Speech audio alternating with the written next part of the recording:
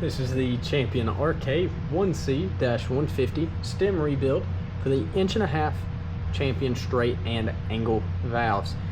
Now in this kit, it includes large O-ring, smaller O-ring, and our rubber seat washer. Now, the package will also come with this little slip. On the front, we don't have much. We've of course got the branding, item number, what it's a rebuild for.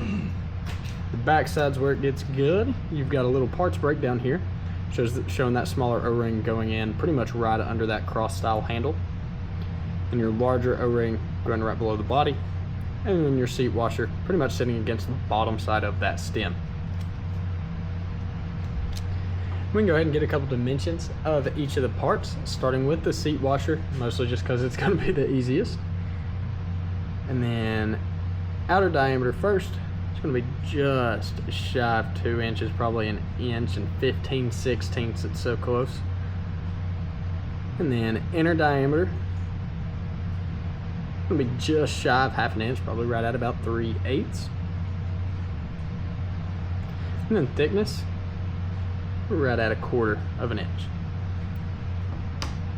And then the smaller O-ring, outer diameter first, going to be right at 3/4 inch, and then the inner going to be right at 1/2 inch.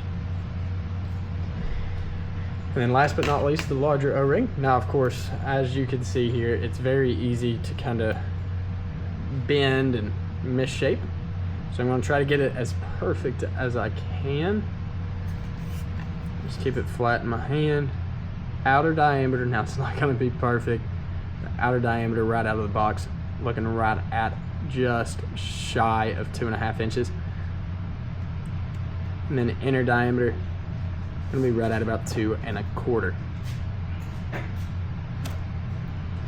And once again, this was the Champion RK-1C-150 stem repair kit for the 1.5" straight and angle valves.